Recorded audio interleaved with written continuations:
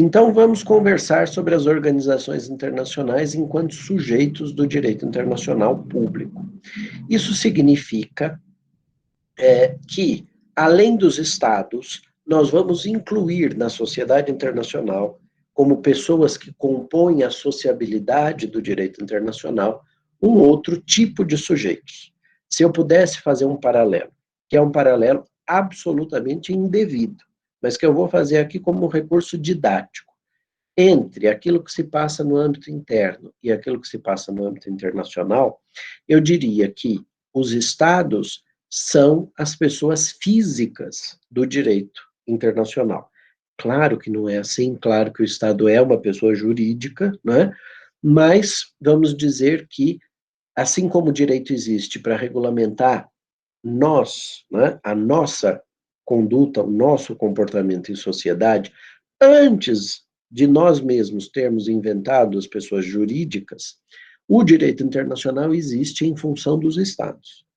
E são os Estados que vão construir um conceito jurídico, que é o conceito que vai nos ocupar hoje, que são as organizações internacionais, Giovana.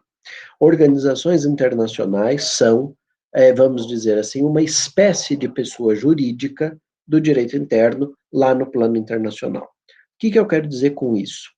Quando eu quero desenvolver uma atividade comercial, por exemplo, e não tenho tempo para me dedicar ao serviço, mas conheço a área, ou eu inventei alguma coisa que eu quero colocar em produção, eu posso chegar, por exemplo, para a Giovana e falar para ela, olha, eu tenho uma invenção, quero colocar isso no mercado, mas eu não tenho tempo para fazer isso. Você não quer ser minha sócia? Vamos abrir uma loja para você vender o meu produto? Ela diz, qual é o produto? Tal, a gente conversa, ela fala, me interessa, vamos sim. Quando esse acordo entre nós é firmado, surge o quê? Nada. É uma iniciativa de tentar fazer alguma coisa junto. Para a pessoa jurídica existir, a gente precisa forjar um pacto, um contrato, né, que vai fazer com que a pessoa jurídica nasça. Mas vamos imaginar que nem eu nem ela temos o dinheiro necessário para fazer isso, e por isso nós procuramos um investidor. Esse investidor vai entrar de sócio também no nosso negócio. Ora, tudo bem? Tudo bem. Está todo mundo de acordo? Todo mundo de acordo. Podemos assinar o contrato? Podemos assinar o contrato. Assinamos o contrato, passou a existir a pessoa jurídica no momento em que ela foi registrado, em que esse contrato foi registrado no órgão próprio. Se é uma pessoa jurídica de âmbito civil, no cartório de registro de títulos e documentos, se é uma pessoa jurídica de cunho empresarial, na junta comercial, se é um escritório de advocacia, na ordem dos advogados, e assim sucessivamente, né? Então, você tem lugares próprios para dar publicidade da existência, não só daquela pessoa jurídica, mas de quem são os seus sócios, etc. Mas tem pessoa jurídica que a gente não sabe necessariamente quem é o sócio. Ok, isso é um outro modelo lá do direito empresarial, vocês estão aprendendo, ou vão aprender, não vou entrar nesse detalhe. No âmbito internacional, acontece mais ou menos a mesma coisa. Os estados se dão conta que há algumas atividades que naturalmente extrapolam as fronteiras do estado e que ele não consegue fazer sozinho. Vou dar um exemplo.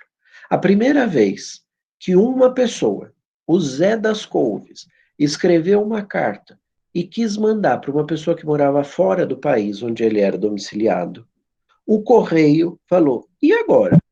Eu só posso entregar a correspondência nos limites do nosso estado. Para chegar lá no estado vizinho, eu não consigo fazer isso.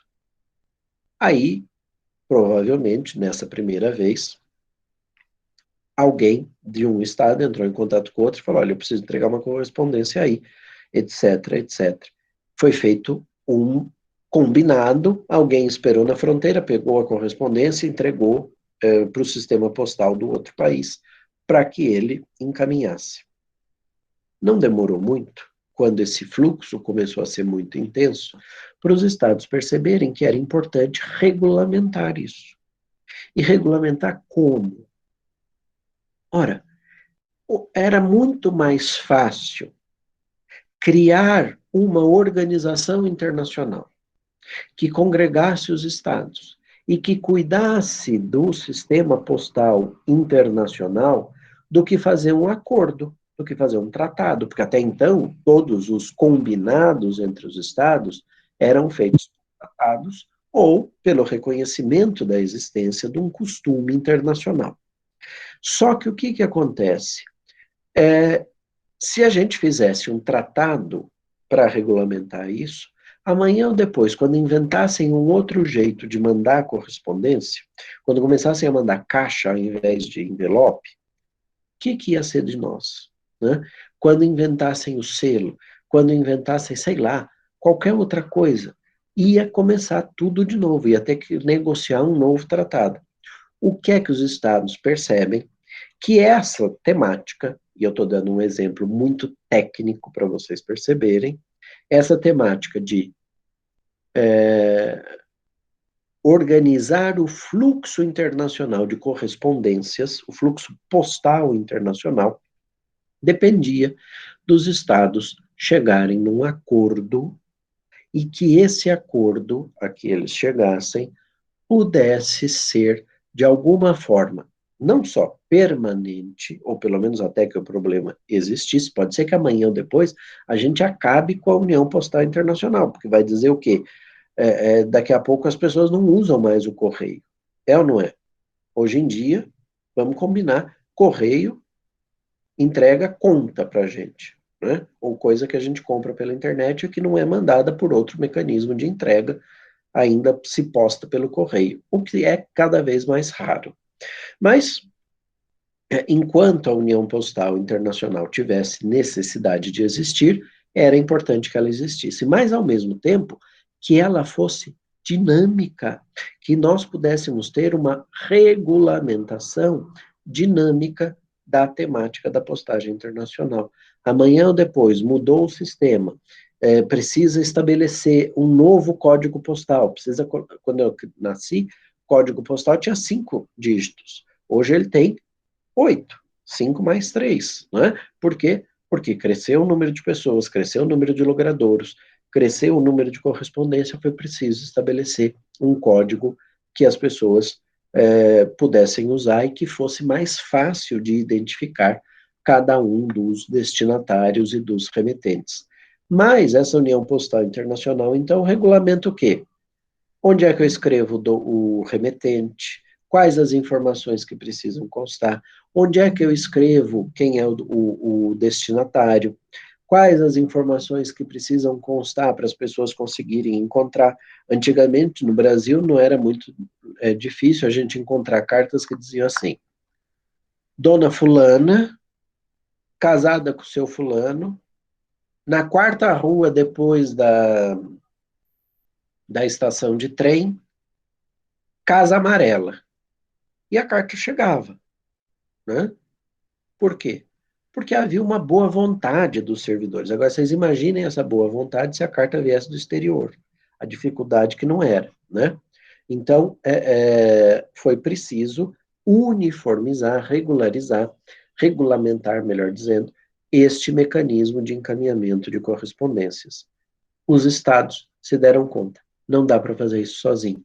Vamos criar uma organização internacional de caráter permanente que cuide deste problema. Nós vamos delegar para ela as atribuições para resolver essa questão e ela o fará no âmbito do direito internacional.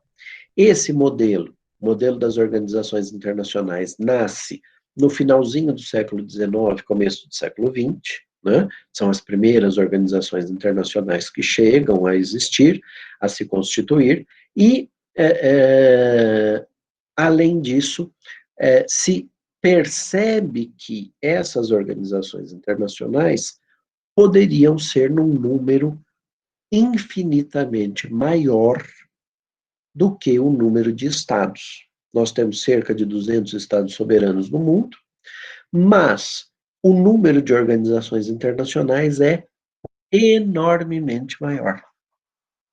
É da ordem dos milhares, das milhares. Não são centenas, não são 8, 9 centenas, não. Tem mais de 1.000 organizações internacionais, com certeza. O que isso significa? Significa que para qualquer assunto que os estados queiram dividir esforços para resolver, para enfrentar este problema, eles podem criar uma organização internacional. Então, a gente tem organizações internacionais de 3 grandes tipos. Algumas que são políticas, cuidam de temas políticos, é o caso da ONU, por exemplo, nós vamos falar bastante da ONU hoje. É o caso da Organização dos Estados Americanos, é o caso da União Africana, é o caso da União dos Países Árabes, né, que se identificam uns com os outros. Identificação essa que pode ser de âmbito global, caso da ONU, Organização das Nações Unidas, qualquer membro da sociedade de estados pode pleitear ser membro da ONU. Qualquer estado soberano, portanto, pode se tornar membro da Organização das Nações Unidas, enquanto há outras que são de âmbito eminentemente local, eminentemente regional. Esse recorte regional costuma ser estabelecido pela própria organização internacional. Então, a Organização dos Estados Americanos, o próprio nome diz, aceita Estados americanos. O Conselho da Europa aceita europeus. A União Africana aceita Estados africanos. E assim sucessivamente. Essas organizações, então, se contrapõem à ONU, que tem um caráter universal ou global, e apresentam, por sua vez, um caráter regional. Agora, percebam, regional não significa necessariamente continental. Os exemplos que eu dei até aqui eram, de alguma forma, equivalentes. Mas na hora que eu penso na União das Nações Árabes, a Liga dos Estados Árabes, ou quando eu penso na OTAN, a Organização do Tratado do Atlântico Norte, eu vejo que nenhuma nem outra se identifica com o continente. A Liga dos Estados Árabes ocupa um espaço da Ásia e um espaço da África. A OTAN é uma região, uma organização internacional que congloba os estados banhados pelo Oceano Atlântico, porém só na sua porção norte. A Argentina não pode pleitear acesso à OTAN, porque ela não tem acesso ao Oceano Atlântico Norte. E essas limitações estarão sempre, sempre descritas no ato constitutivo da organização internacional. Lembram que eu disse? Quando eu faço uma sociedade com outras 2 pessoas, essa sociedade só passa a existir efetivamente quando eu registro o contrato constitutivo, o ato constitutivo, na repartição competente. Pois bem, as organizações internacionais dependem também da assinatura de um tratado internacional, da observância do procedimento que eu ainda vou ensinar para vocês, de como um tratado entra em vigor, e só na hora que houver o número exigido de ratificações para o início do funcionamento dessa organização internacional, é que ela vai ser instalada, que ela vai começar a funcionar.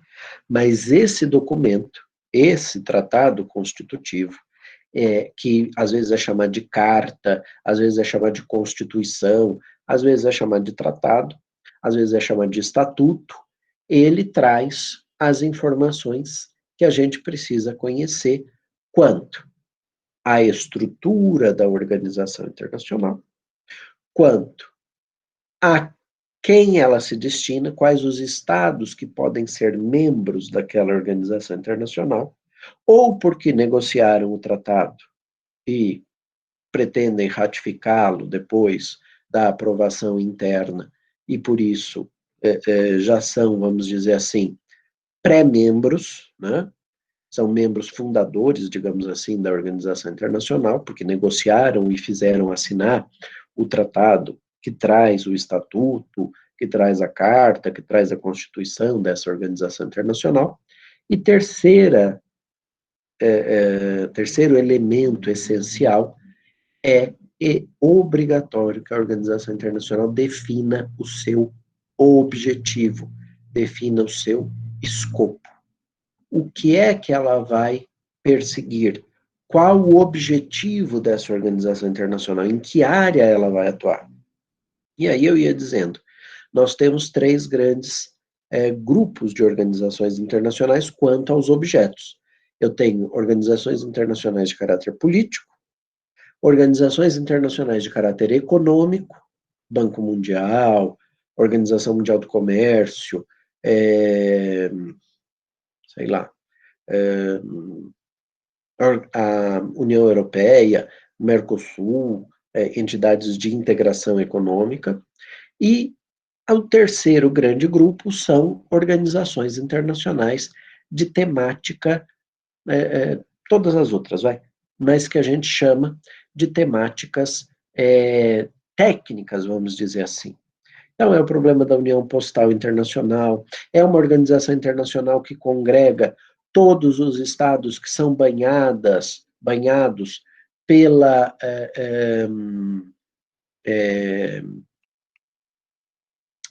banhados pelo rio Danúbio, né? Então organizam ali vamos dizer assim, o fluxo de transporte no âmbito do rio Danúbio, que definem a pesca no rio Danúbio, enfim, um monte de coisas relacionadas ao rio.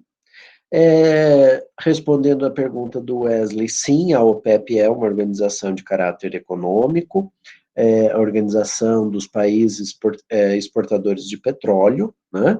E, portanto, como tem um objetivo comercial, ela é classificada como uma organização de caráter econômico, sim. Outro exemplo de organização de caráter mais geral, né, mais aberto, que eu ia mencionando, nós temos a Organização dos Países que tem o português como língua oficial, a CPLP, né, a Comissão dos Países de Língua Portuguesa, Organização dos Países de Língua Portuguesa, e esses de caráter específico, então, podem envolver, como, por exemplo, a Organização Internacional do Trabalho, a Organização Mundial da Saúde, a Organização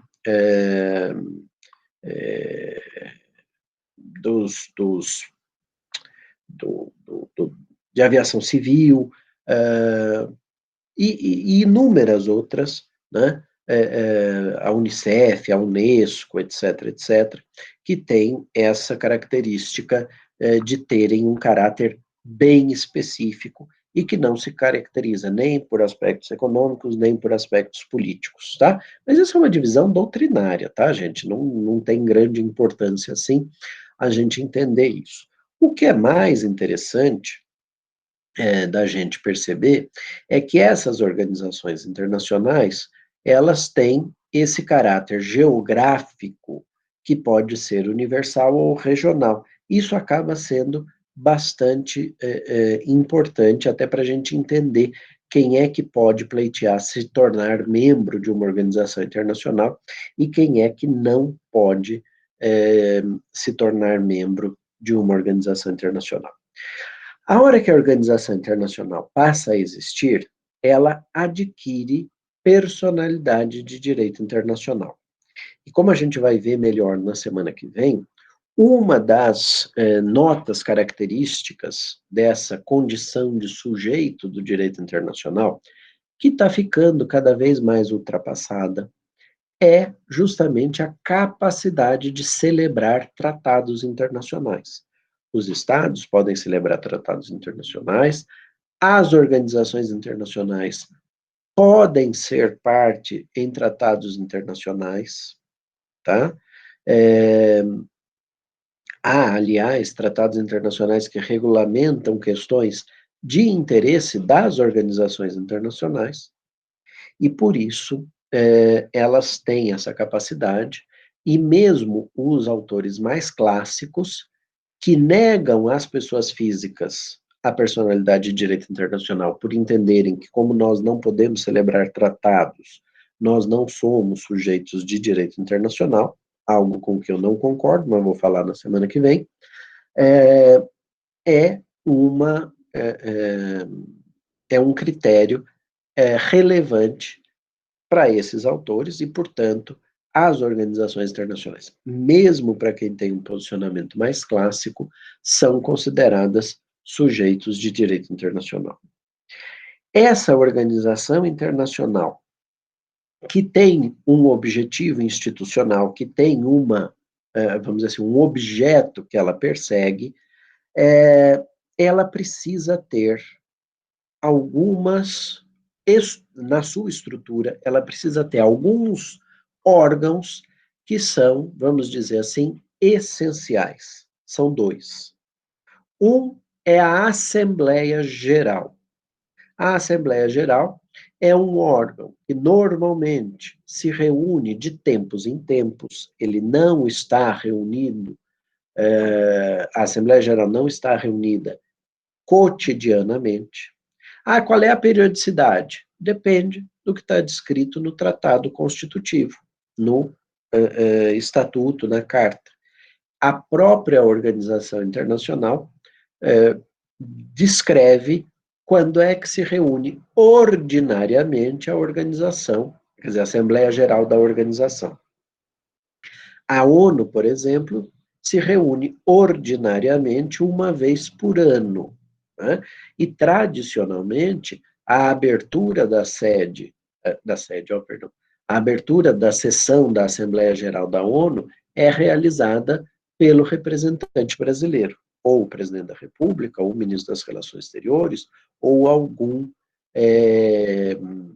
representante, o embaixador do Brasil junto à ONU, faz o discurso de abertura. As organizações internacionais definem a periodicidade da sua Assembleia Geral. Na ONU, isso acontece uma vez por ano. Outras organizações internacionais, sobretudo aquelas mais técnicas, aquelas que têm um objetivo mais específico, podem se reunir de 2 em 2 anos, de 3 em 3, de 5 em 5, vai variar dependendo do tipo de problemas que aquela organização internacional tenha para resolver. Isso por quê? Porque essa Assembleia Geral, ela reúne todos os Estados-membros, todos, e, além de reunir todos os Estados-membros, ela tem uma função deliberativa. Ela vai definir questões que são importantes de serem resolvidas pelos Estados enquanto, aspas, sócios dessa organização internacional. Então, alguém coloca o problema, discute-se, numa reunião onde todos os Estados são absolutamente iguais uns aos outros, cada Estado tem direito de usar da voz, de se manifestar, de apresentar a sua opinião sobre aquele assunto, e cada Estado tem direito a um voto. Um voto. Não há ponderação. Portanto, não é que tal Estado é mais importante do ponto de vista econômico, do ponto de vista militar, e por isso o voto dele vai valer mais. Não. Nas organizações internacionais clássicas, a União Europeia, por exemplo, mudou isso, mas isso é uma realidade deles, não nos cabe aqui entrar nesses detalhes, mas normalmente as nações que compõem a organização internacional têm direito a um voto na Assembleia Geral. Numa outra classe me perguntaram, puxa, mas e como é que a gente explica, então, os membros permanentes na ONU? Acontece que não é na Assembleia Geral, são membros permanentes do Conselho de Segurança. Nós vamos conversar sobre isso já já, tá? mas fica aqui só a informação. Na Assembleia Geral, mesmo da ONU, que tem um sistema de tomada de decisão um pouco diferente, um pouco diferenciado, existe essa igualdade dos estados na Assembleia Geral. E o segundo órgão, que é obrigatório existir nas organizações internacionais, é uma secretaria, um secretariado, seja lá o nome que ele tem, tá? Mas é importante que seja um órgão administrativo. Esse órgão tem caráter permanente, quer dizer, ele funciona o tempo inteiro. Claro que ele fecha nos finais de semana, fecha nos feriados, etc., mas é uma entidade, um órgão da entidade, que o primeiro é a Assembleia Geral, Flaviane, o segundo é a Secretaria, normalmente chamada de Secretaria Geral da Organização Internacional, tá? Essa Secretaria-Geral, então, ela tem uma função administrativa permanente, são normalmente servidores de carreira, funcionários mesmos da Organização Internacional. Esses funcionários são funcionários da OI, não são funcionários dos estados dos quais eles são nacionais. Portanto, pode ser que na atuação profissional deles, eles inclusive se manifestem contrariamente aos interesses do país ao qual eles estão vinculados por nacionalidade. Então, imaginem vocês que eu fosse funcionário de uma organização internacional e me manifestasse contra o interesse do Brasil. Aí, ano que vem, meu passaporte vence, eu vou lá pedir a renovação e eles me dão um chá de cadeira, não renovam o meu passaporte. Cria toda uma dificuldade.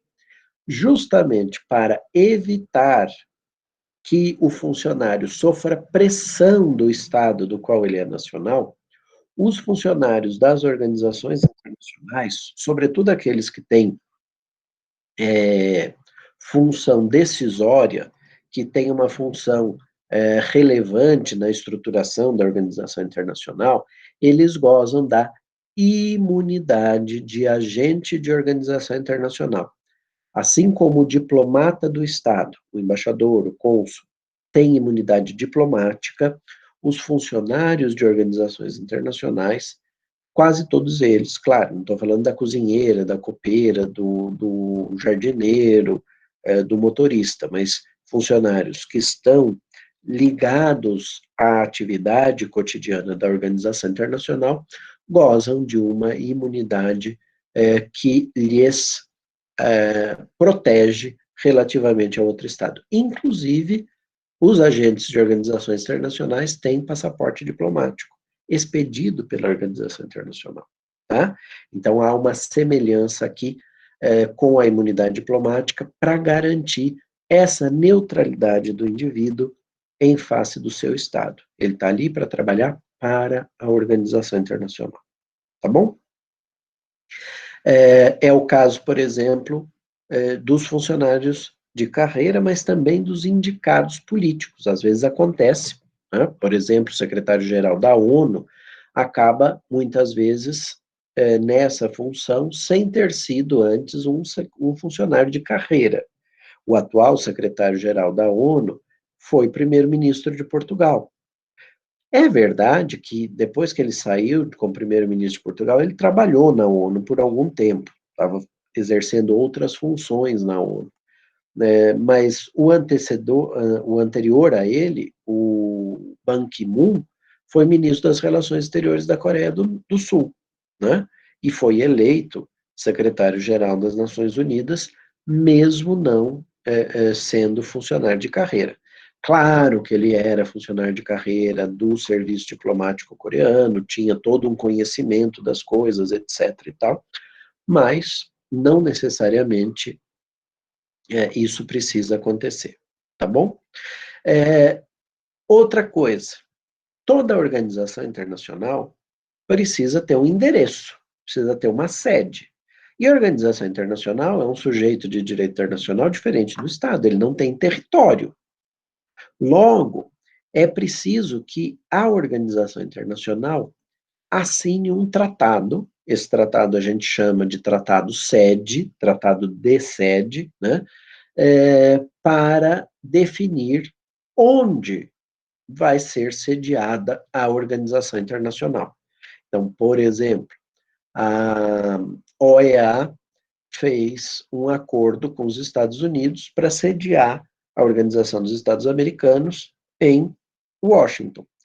Da mesma forma, fez um acordo com a Costa Rica para sediar na Costa Rica, em São José, a, a, a Corte Interamericana de Direitos Humanos. E tem um acordo de sede com o Brasil, porque aqui no Brasil funciona um outro órgão da OEA, que é a Comissão Jurídica Interamericana, que funciona no Rio de Janeiro. Então, às vezes, nem todos os órgãos da organização internacional precisam estar no mesmo lugar, mas, normalmente, Secretaria e Assembleia Geral se reúnem na sede principal da organização, no caso da ONU, Nova York, no caso da OEA, Washington. Tá? Além disso, manter uma organização internacional, como vocês podem imaginar, não é barato. Você tem funcionários capacitados, gabaritados, que falam diversas línguas. Você tem a necessidade de uso de inúmeros tradutores, porque normalmente as organizações internacionais têm mais de uma língua oficial. A ONU, por exemplo, tem 5. Na ONU você pode falar em inglês, em francês, em russo, em chinês ou em árabe, e é obrigatório que as pessoas, se não compreendam, que a ONU forneça um tradutor de uma das línguas, desde que você vai falar numa dessas 5, para a língua que o outro indivíduo compreende. Eu fui estagiário no Tribunal de Justiça da União Europeia, quando eu fazia o meu mestrado em Portugal, e nessa ocasião, eu passei 2 semanas lá, na verdade foi um estágio de pesquisa, né?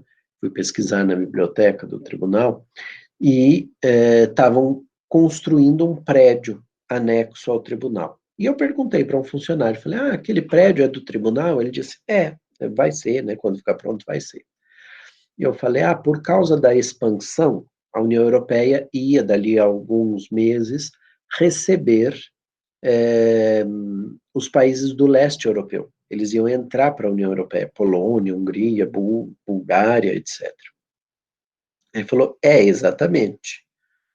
Vai aumentar o número de juízes, vai aumentar o número de gabinetes, vai aumentar o número de funcionários, e aquele prédio ali que o senhor está perguntando é o prédio dos tradutores. Um prédio estava sendo construído por causa dos tradutores. E isso por quê, gente? Porque na União Europeia, todas as línguas oficiais dos países membros da União, dos Estados-membros da União, são línguas oficiais da União.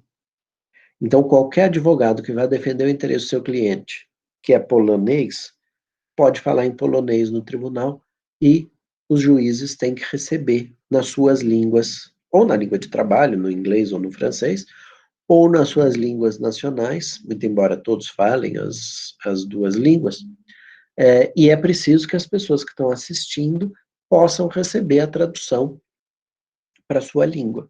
Então, de fato, é um custo monstruoso, como vocês podem imaginar. Né? Imaginem a ONU manter todas as ações que ela tem em vários lugares do mundo de acolhimento aos refugiados, de proteção dos direitos humanos, de análise de uma série de questões.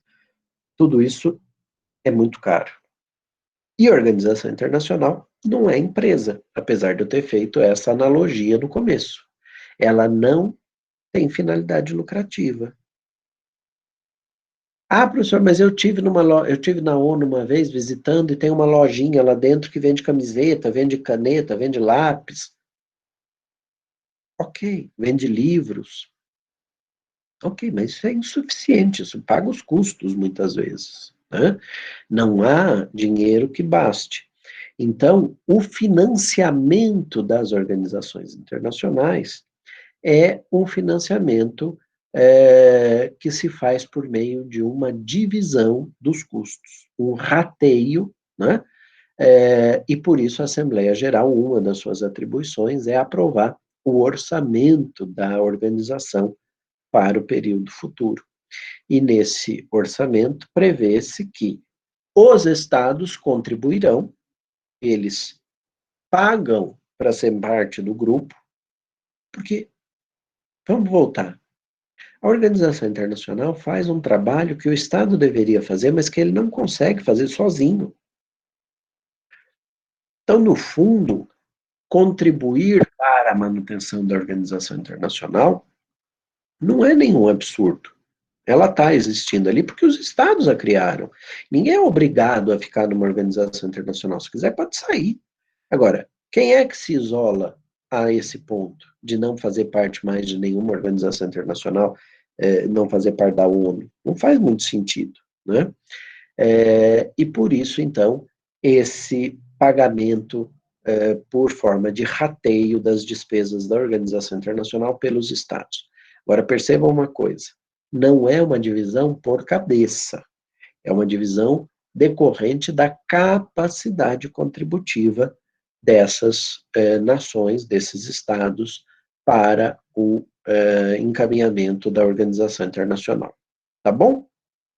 Alguma dúvida até aqui com relação à estrutura geral das organizações internacionais? O mínimo, então, que elas precisam ter é Secretaria-Geral e Assembleia Geral. Pode ter mais coisa? Pode, quantas quiser. A ONU tem uns 500 departamentos diferentes. Tá? Ela atua para uma infinidade de coisas. Tá bom? Alguma questão até aqui?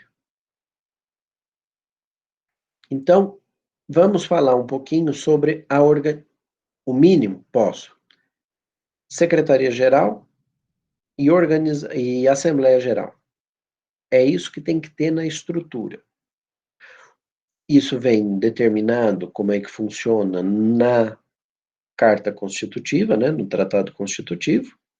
Isso tem, além dessa definição desses órgãos, que pode ser muito mais, como é o caso da ONU, a Carta Constitutiva diz também qual é o objetivo da organização internacional e qual é o seu alcance. Se é um alcance global ou se é um alcance regional.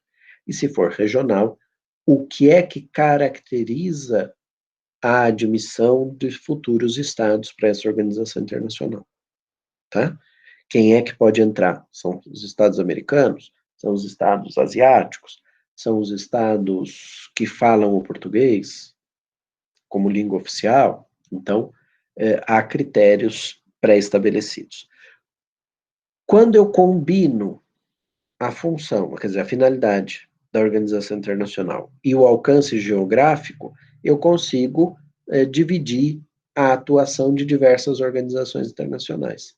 Não é o que eu vou fazer na prova, porque seria ridículo, mas se eu perguntasse assim para vocês, sei lá, a Organização Internacional do Trabalho é de que tipo? Aí vocês conseguem parar um pouquinho para pensar e falar, bom, se ela é internacional, ela é global, né? Ela é universal. E não é domínio político, ela não cuida de questões como a ONU, também não é domínio econômico propriamente dito, deve ser de domínio específico, porque cuida do trabalho, né? Uma temática técnica, como disse a Isabelle. Então, a gente consegue, parando para pensar um pouquinho, chegar a uma conclusão. Ah, mas e para ter certeza? Para ter certeza é bom ler a Carta Constitutiva, é bom ler a Constituição, o Tratado, o Acordo Constitutivo, porque lá certamente vai estar explicitado. Quando você verifica no começo qual é a finalidade da organização internacional e quais são os estados que podem fazer parte, você já sabe se ela é universal ou se ela é regional, e você sabe se ela tem uma finalidade econômica, uma finalidade política ou uma finalidade específica, técnica, etc. Tá bom? E, obviamente, combinando essas 3 divisões temáticas com as 2 divisões geográficas, eu consigo fazer 6 grupos diferentes de organizações internacionais, tá? Lá no meu resumo tem, inclusive, assim, citando algumas organizações desses tipos, tá bom? Eu queria falar um pouquinho sobre a OEA com vocês. Antes da gente entrar na ONU, que é a organização internacional que eu vou analisar com mais cautela, eu queria falar um pouquinho sobre a OEA, porque, afinal de contas, o Brasil é parte da OEA, é membro da OEA, nós estamos no continente americano, e a Organização dos Estados Americanos, ela foi precedida por uma outra organização internacional, chamada União Pan-Americana. A União Pan-Americana, ela era, vamos dizer assim, uma precursora da OEA, muito mais